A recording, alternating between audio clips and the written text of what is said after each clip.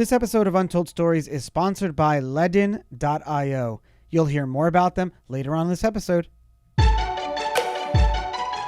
What is up, everyone? I am Charlie Shrem, and you are listening and watching Untold Stories, where twice a week we get to dive deep with some of crypto and Bitcoin's most influential leaders.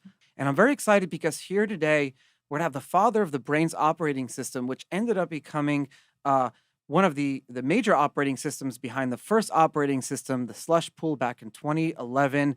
And over time, the Braiins operating software has become one of the largest ones. And to understand where mining came from, why it's so important, but really, what gives Bitcoin its value? What gave Bitcoin its value in the first 5 years of its existence and why it's here today? Because everything else, all of cryptocurrency, exists today because of Bitcoin. And you need to understand originally why Bitcoin got its value and why Jan and I, my guest Jan and I, were so fervently into Bitcoin in the early days when it wasn't worth anything. Because if you could really understand that, you could understand where we are today, how everything else fits into where we are today, how you can make money off of that. You can quit your job, jump into this whole industry full time. Jan Capek, thank you so much for coming on Untold Stories today. We have so much to talk about.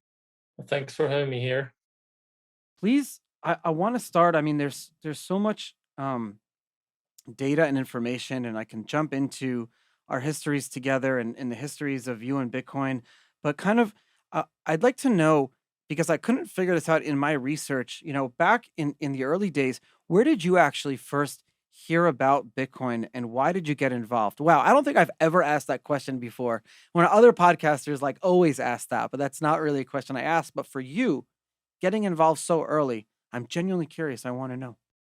Okay, I do remember exactly the first time hearing about Bitcoin, and that was actually I was organizing a small sailing trip to Croatia, and by accident, Slush, or Marek Palatinus, he was a good friend of my colleague from work, Pavel Moravec, who is the second co-founder of Braiins. And we were together on the sailing boat, spending a week with. We actually hired a skipper for this, and he was basically training us. And a lot of us got excited into sailing. But one of the stories coming from this trip is that we were actually sailing at night, and we were discussing things. And this Marek, or Slush, I knew him from before, but I just heard that he's somehow involved in this Bitcoin concept, but I didn't know really if it's worth looking into it. And we spent some time. He was explaining. He's at that time, I think it was 2010, before shortly or right after the pool has been started. He was mining the Bitcoins on GPUs, and we were discussing all these things. So this was the first time I started thinking hold on, there's something going on in here. But I kind of put it aside until, and we have been still in touch. He was asking interesting questions throughout the time, but we stayed in touch. And back in 2013, that's roughly when he was kind of fed up with running the pool on his own, because it's a lot of responsibility that you need to take care of. And he basically invited me and Pavel. Basically, Pavel is the unifying person because they were classmates from high school. I was kind of the remote one, and you need to put a lot of trust if you invite more people into your mining business. And we basically took over the pool operation. That was our sole responsibility, and we built basically it into a professional project. And by that time, we already had Braiins, or the company is called Braiins Systems. So we had Braiins, and we basically used the company to operate and run the pool and develop the pool ever since then. Most people don't remember, but the early first Bitcoin software, up until probably 2012, 2013, but the early Bitcoin software was something that you could download on your MacBook. Eventually, when it was for OS X, you could download it on your Windows computer, and the software would be a wallet. It would be a node, and it would also mine. You'd be mining Bitcoin, right? As long as you had port forwarding set up correctly, which is funny. I missed out on 6 months of Bitcoin mining because I didn't have my ports forwarded correctly. I wasn't accepting the incoming connections. But it was a software that was doing everything. But as Satoshi famously once said, you could never be a percent closer to finding a block. Just like if you buy 1,000,000 lottery tickets and there is 2 million tickets that will ever exist, doesn't mean you have 50% because, well, actually, that would mean 50%. But with Bitcoin mining, there is no way to get closer because it is 100% done at random. And so, what Slush was trying to figure out was how can you have a bunch of people kind of pool together and have it on a system? But the Bitcoin network didn't allow for pool sharing type of situations. So in 2010, when the mining pool industry emerged with Bitcoin.cz that Slush launched, he developed this concept called shares. How did that change mining from that point on going forward? Well, I think one of the inefficiencies of the original mining was that it was not possible to scalably connect more machines, or even if you think about mining machines as CPUs, so at that time desktop computers, and concentrate them because the protocol was not really suitable for that. You know, they were using the GetWorks protocol, and that just didn't scale well. So he came up with the concept of Stratum Protocol, that basically allowed have permanent connections of the miners and basically feeding them with work, and eventually also aggregating the hash rate on the farm side, even though at that time it was kind of hard to talk about real mining farms, but I think they were slowly being created. And that would still reduce the bandwidth and the amount of computing power that you would need at the server end. So this concept very well scaled with adding more and more mining machines to the network. So I think this was the genius idea of aggregating the hash rate and coming up with a technological solution at that time, Stratum V1, Yes. for aggregating the hash rate in a scalable way. And the scalability is done by basically adjusting the difficulty for the machines, right?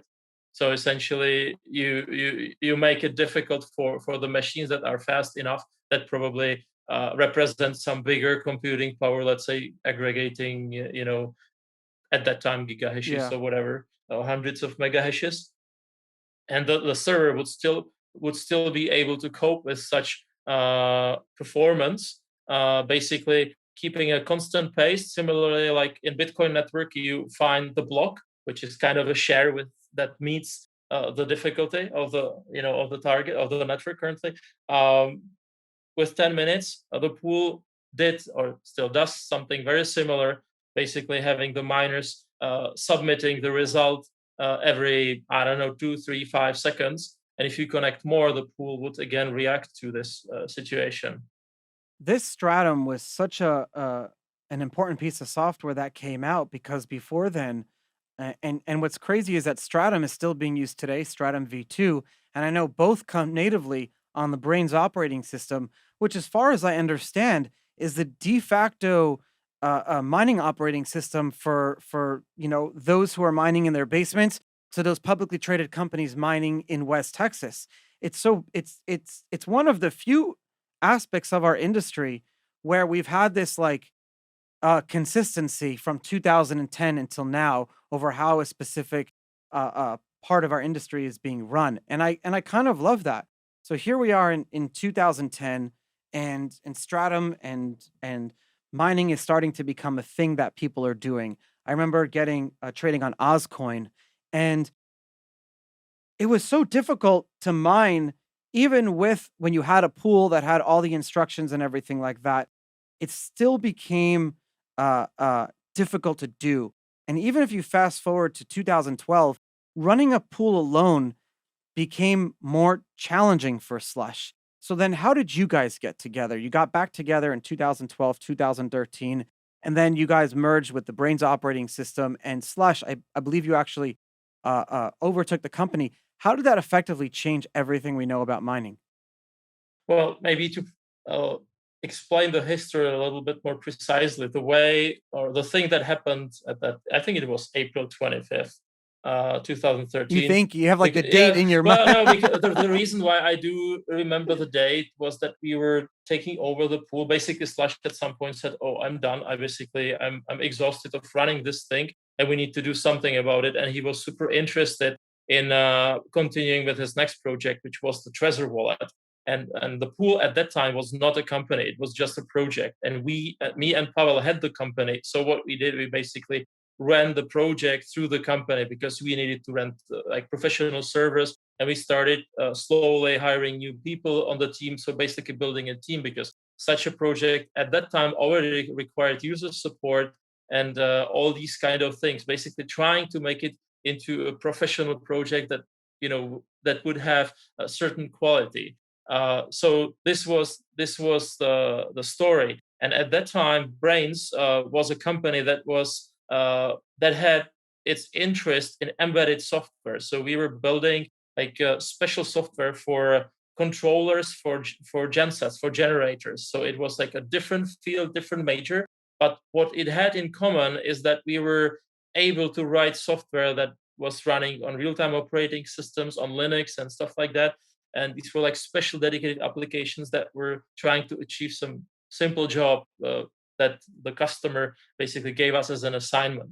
So at that time, there was no Braiins OS, but eventually after, I think it was 2018 when we started the Braiins OS project, we came up to a conclusion that if we want to, go back at least to the original ideas and to where Bitcoin was at the beginning, we have to complement the existing software stack with something that is generally available and is not concentrated just in the hands of the manufacturers of the mining hardware. Because if you do remember those times, after it was possible to use only Bitcoin Core for mining, the next step was that there was a software called CG Miner. There is still such software written by Konkolevas, and he basically designed the software for the GPUs to mine Bitcoin on the GPUs at the time when the difficulty allowed it.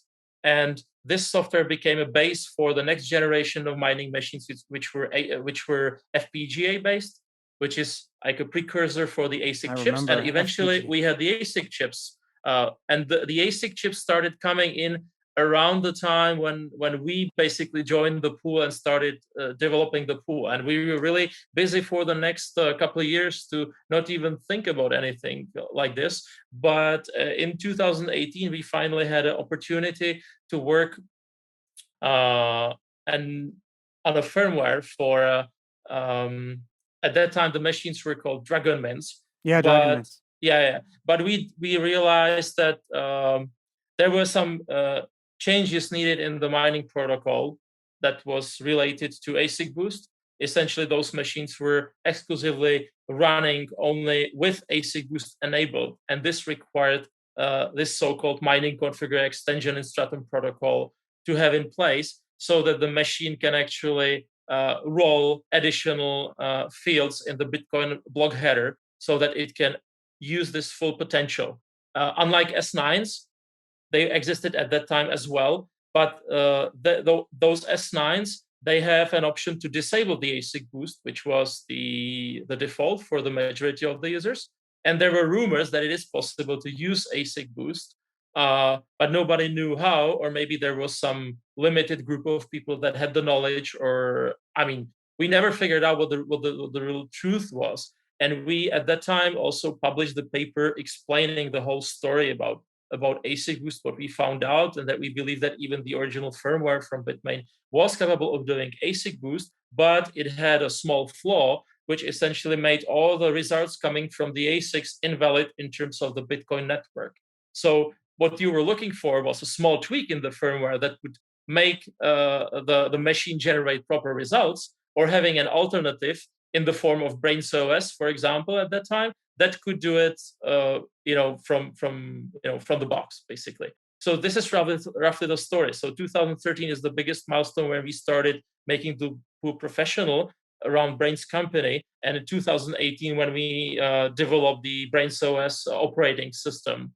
As you know, it's I'm still waiting for my Butterfly Labs FPGA board, by the way. I actually got one. I got the you're the only one. I'm sorry. I'm sorry. Can I have yours? I actually mined I think one Bitcoin with it, but it came like one year later, and I think I paid like $2,000 for the Butterfly Lab. So that was the ASIC. It came like 1 year later, Yeah. and I eventually, throughout the times, I think I made like 1 Bitcoin on it. But at that time, the exchange rate was like $200, so it wouldn't pay off. But with since I kept this specific Bitcoin, I made some money on with this machine. So to give the listeners a little bit of history, the mining arms race happened very quickly, and you'd go from mining on your laptops to then you'd mine on graphics cards. You ever go to it's like GameStop or Best Buy, and you see on the wall like all these crazy graphics cards with pretty colors, and you wonder who the hell's buying graphics cards and putting them in their computer. Well, graphics cards started jumping off the shelves because we realized that you can mine a little bit faster. Well, then there were companies that figured out that you have these FPGA boards, but supply chains weren't built up yet in Bitcoin. So most of these companies were taking pre-orders to build out potential long-term Bitcoin mining hardware. But it turns out a lot of them were never ever delivering their products. So they were mining on the Bitcoin miners at their most efficiency before they would ship them to you. And these were the days of the Wild West era until ASICs came about. When ASICs came, and ASICs are application specific integrated circuit machines, basically paperweights, they can only mine Bitcoin at the most maximum efficiency possible. But if Bitcoin ceased to exist tomorrow, these machines couldn't do diddly squat.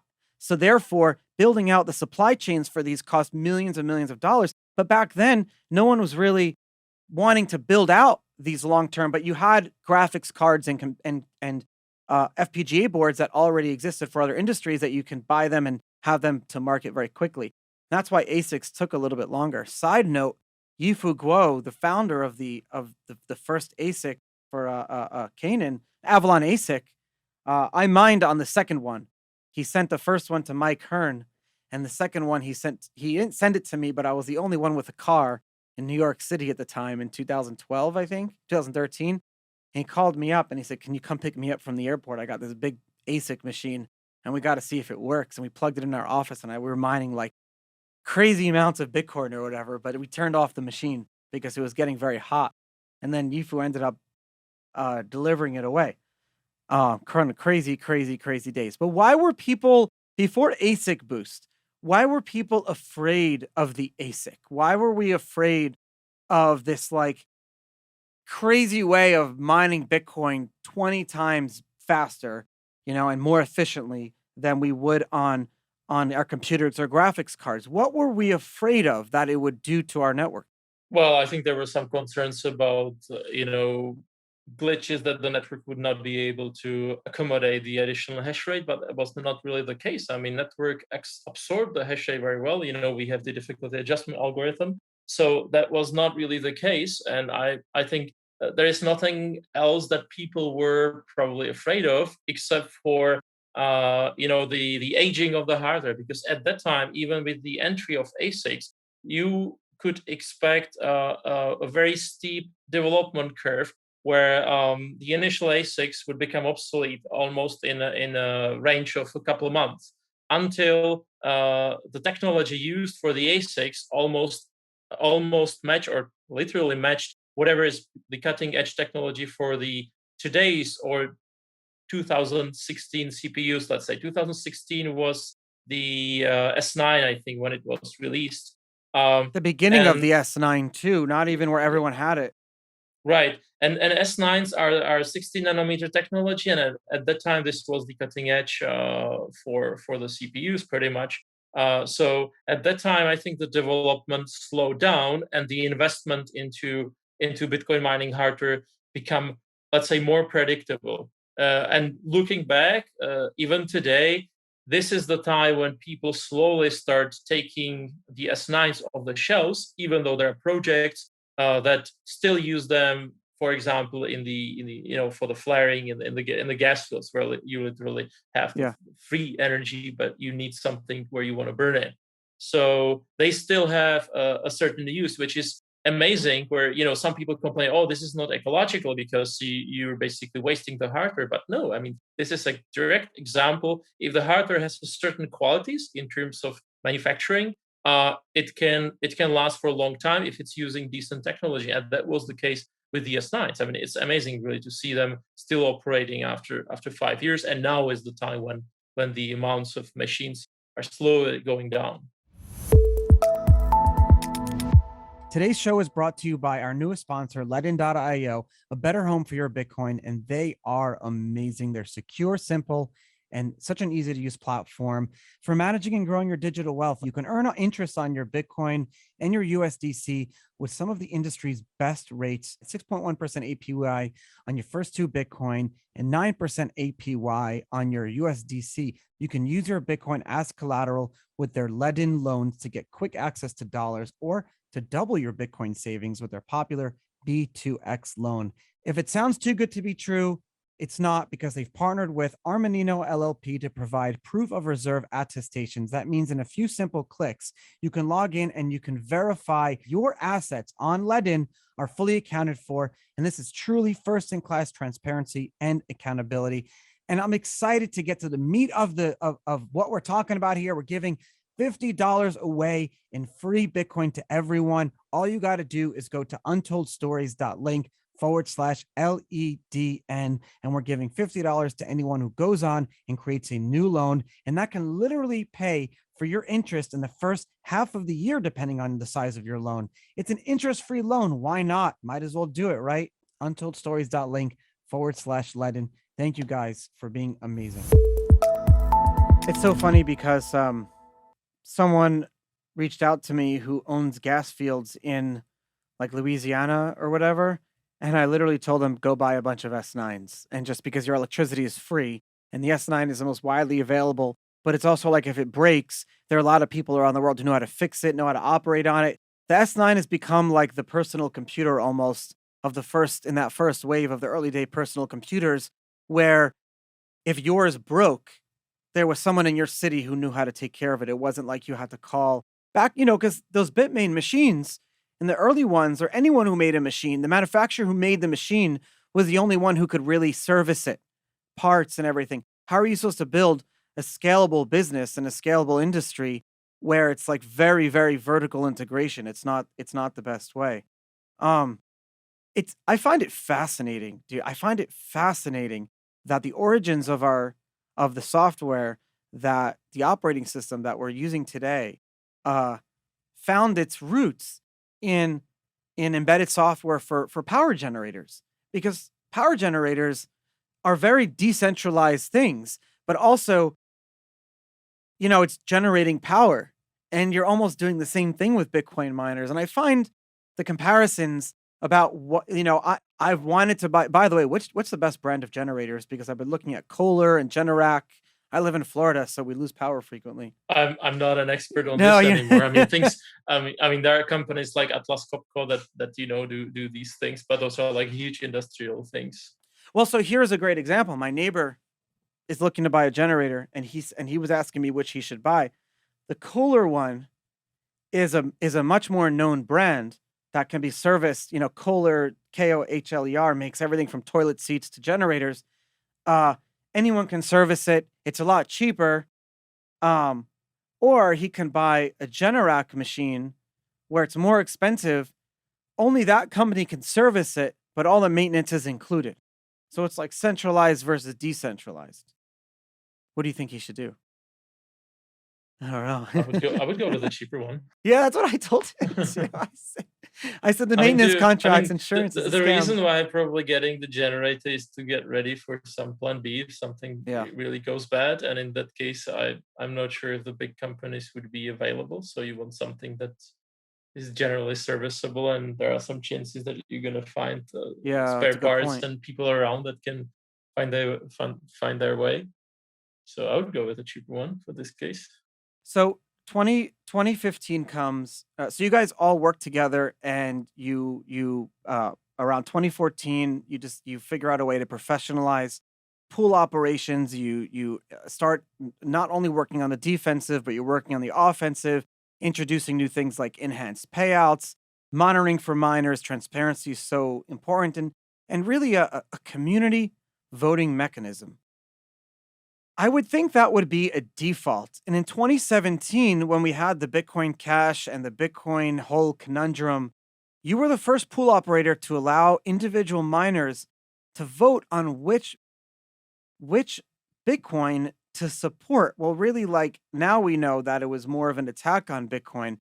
So it was a de facto, there was never really an option. But are we still going towards that decentralization of software where the hash rate itself gets to decide on the vote if there ever is a vote? To kind of understand what my question is. Yes, I do. I think it's still being used, but I think the I call them hash rate wars. They're kind of Yeah. over in terms of, I believe, after this Segwit adventure, everything cooled down, and people did realize that we have here something that is getting like super professional. The mining operations are now, a lot of them are publicly traded companies. The way they build their operation is at a different level, and basically there is just no time, or nobody has any incentive currently in the industry, let's say, to provoke any kind of issue like this. Which I'm not saying it cannot happen, but should it happen again, we still have mechanisms for voting and stuff like that. So that's still doable if it was in place. But I think, for example, for the recently approved Taproot, the mechanism with the experience from the Segwit adventure has been improved. I would say that eventually the change would get approved, but after a longer time. So I'm not really worried about this. Could well, we had so if you remember the ant bleed backdoor and the S9s, and then we talk about ASIC boost, all of these things in those years brought up that not your firmware, not your miner. Is that still something people care about? At the end of the day, the money talks. So you have publicly traded companies, they have a lot of money from investors, and we've spoken to these companies on this show before, and they struggle with, right now they don't have any compliance when it comes to, the miner's ability to censor transactions, but that's coming. That's going to happen. China may have kicked out the hash rate, but other countries are going to, for the sake of things like terrorism and money laundering, they're going to want the software to have the ability for blacklisting Bitcoin addresses and things like that.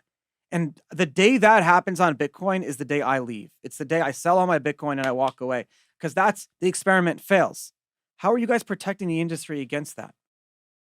That's a very tough It question. scares the shit out of me. I'm not expecting an answer, Yeah, but it's like, let's talk about it, because let's talk about this from different perspective. Let's put the firmware aside for the moment, because I have a few inputs in that area. But let's just focus on this censorship problem. So one aspect we tried addressing while we were developing the Stratum V2. Me and Pavel were thinking like how this problem could be prevented, and we basically came up with an idea of we call it a job negotiation protocol. And essentially, if you don't want to run your own basically mining node, but by mining node I really mean a pool instance, because your operation is not big enough and you still want to aggregate your hash rate with a pool, you can still choose a pool that will allow you to select your own transactions and basically just agree on the transaction set with the pool. And the way it works, it's currently being implemented. Parts of it are being implemented by the Square Crypto guys who got the grant. So it's running decentralized, out of our control. Like we made some original design proposals, but there's like really more people already involved with this concept because it caught their attention. So they are, I think nowadays they're proposing some pull requests into Bitcoin Core, some modifications so that they would have actually Bitcoin block template streaming protocol more streamlined so that it's suitable for things like this. It's an essential component that's needed for the negotiation. And the negotiation is essentially the next step. So just briefly how it works is that you as a miner select a certain transaction set. Let's say you're fond of empty blocks. It's a corner case, but it's easy to discuss it. So you're fond of mining empty blocks. So you would always propose an empty block to the pool, but you will start mining on top of this block right away, and the pool will only validate your shares eventually, or it would validate the shares on the go, but it would eventually make a conclusion if all the shares that you have submitted so far can be accounted towards your future rewards, because the block that you propose has to have the reward going to the pool so that it can be distributed. Oh, yeah. So, and at the same time, while you're mining on this proposed block that you have chosen, you let the pool in an asynchronous way do its own checks, basically saying if it approves your block template or not. And you can say, oh, this is another level of censorship. But no, because you can have different pool providers, and you, at the moment when you find out that your pool is not allowing you to mine on certain blocks that you have chosen, basically you would detect that they do some censorship, whatever, you should choose a different one. There should always be the alternative. So that's the idea behind it. I'm not saying it's currently really needed, like that desperately needed, but we should have a failover for the industry to do something like this, because in that case, the pools will not be responsible for the transaction selection. I know governments can attack the pools in a different way. They can This say, is brilliant. Yeah. I mean, it's kind of you're basically a step ahead, but at the same time, I mean, what prevents the government shutting down your servers, right? Then you will have to find a different way, or you would have to move to a different jurisdictions running through Tor. I don't know. I mean, you name it. I mean, Oh, so I it's see you're just, saying that basically, if I have a miner, mining, let's just say terahash in my house, I'm operating the miner down here. I can almost obfuscate, or the data that's coming from my house is not differentiated between any other type of data leaving my house from my other computers. And then the mining pool itself doesn't have the ability to select transactions. So therefore, you prevent at any point from that even being a possibility. yeah, I mean, It's a that is true. complicated thing. It is, I mean, yes, you are right. But to say the B part is that you have to be careful about the pool that you're connecting to. So I'm not speaking about man-in-the-middle attack that has been solved with V2, because we have added a noise, a protocol based on noise protocol framework. It's the thing being used in Signal or WhatsApp, for the end-to-end encryption. So now the connection between the miner that uses V2 and the pool is actually encrypted, and it's authenticated. So anybody touching the data on the wire as you go, like if somebody tries to do some modifications, the outcome on the other end is going to be immediately detected. So it's not just encryption, but it's the modern way how you do crypto, basically AEAD. So it's called authenticated encryption and authenticated data. With encrypted data, sorry, authenticated encryption data.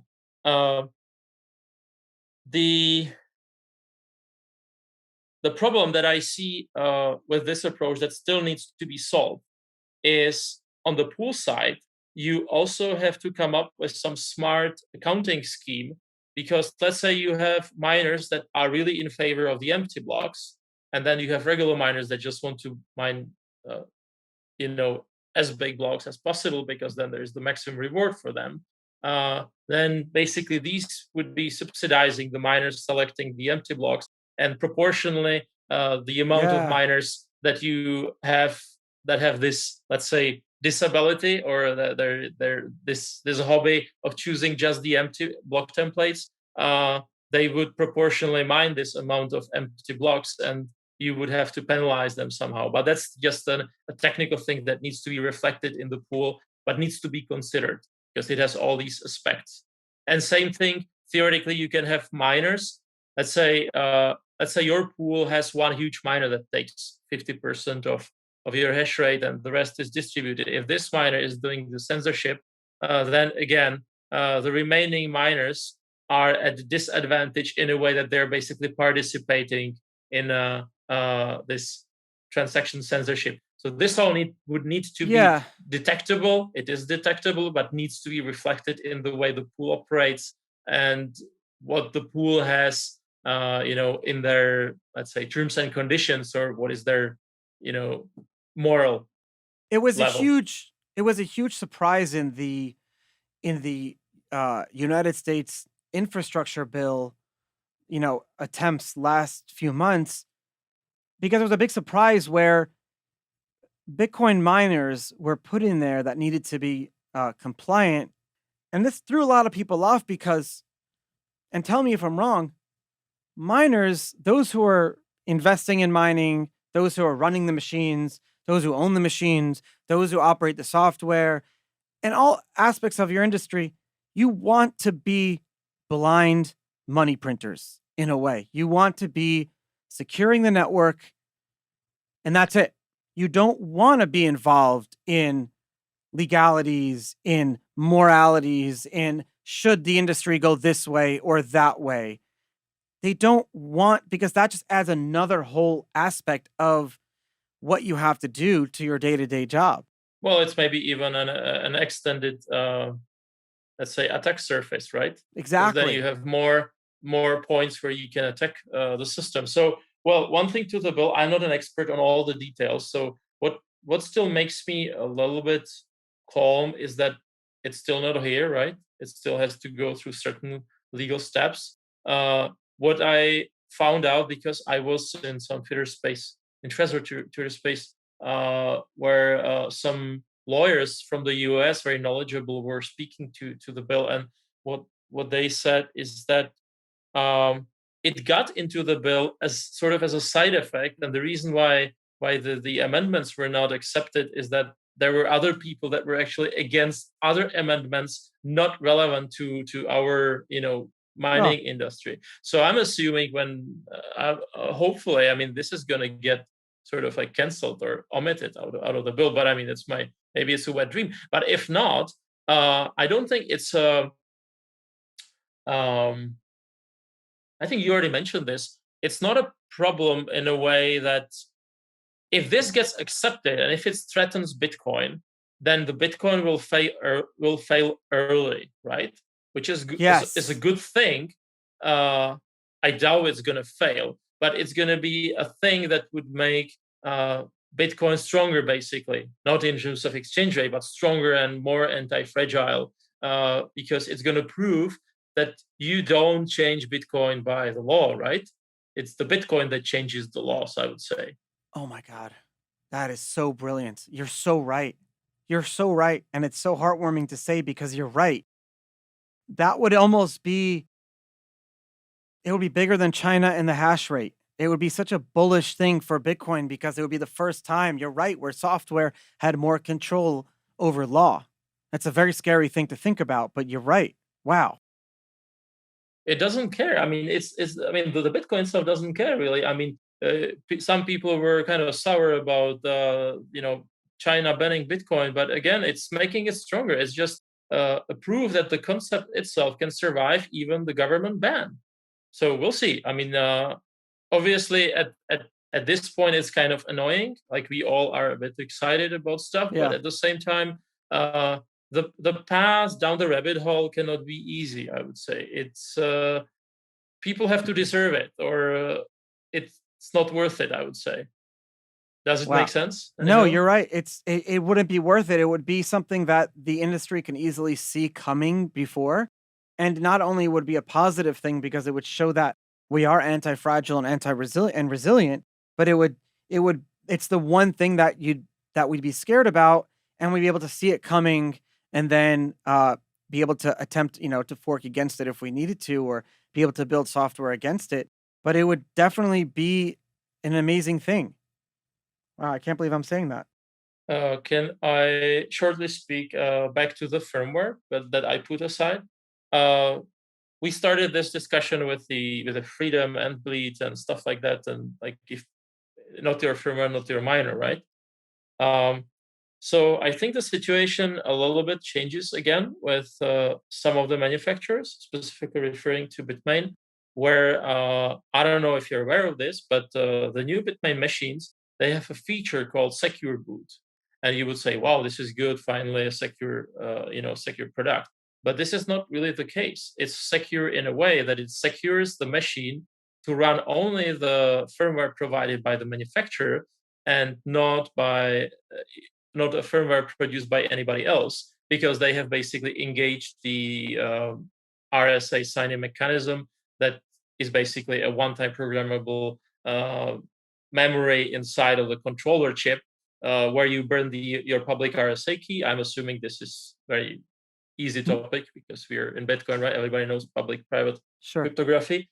And now you have the whole boot chain of the bootloaders up to the Linux operating system that verify each state's signature before loading it and executing it. And there's just no way, unless there is some software bug found on the path.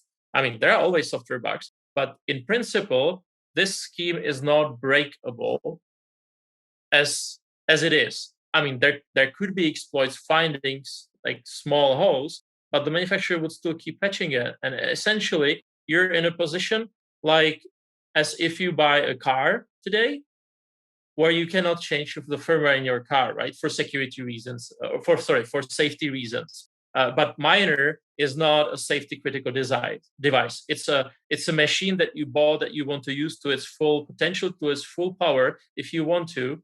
And basically, you're again in the situation where you're not allowed to, and have to make special workarounds in order to run something else. So this trend is not going to change until there will be more entities in the industry capable of producing hardware than just the few major, and we're going in that direction. You have more hardware manufacturers, more software. Yeah, I think it is changing. It's, I mean, you cannot enforce this, but I think it's slowly changing because the companies do realize it. And this is one of the reasons why we actually invested the time and money into developing from scratch the generic operating system. I mean, it's Linux based, so we didn't develop the operating system, but we built the core of the mining software called Boss Miner, which is basically a new software written in Rust language that drives the Antminer machines. So that was our idea. We wanted to have this part of the stack under control. I love that, and I hope that you guys continue doing what you're doing, and the ideology and the love and the passion that you have. I hope that it continues, that I have it, that you have it, that we all have it, because it's that ideology of the anarcho-capitalism. It's the freeing people, it's the growing and the financial sovereignty. It's all of that that wakes you up in the morning, that puts a smile on your face and makes you want to do what you want to do every day. So thank you again for doing that. Thank you so much for coming on Untold Stories today as well. Thanks for having me here. It was a pleasure talking to you. It's so funny because before the show we're talking about building, the software of the financial system of tomorrow, but Zoom was breaking, and we're sitting here trying to get Zoom working. Well, it's better than, I mean, yesterday was Facebook breaking, right? Yeah, it was good point. That Zoom was not down. I was kind of we need Web 3.0. We need Web 3.0. Data shouldn't be put on all. It's just, we can have a whole other episode about that. Tune in tomorrow for Untold Stories. I am Charlie Sherman. I'll talk to y'all later.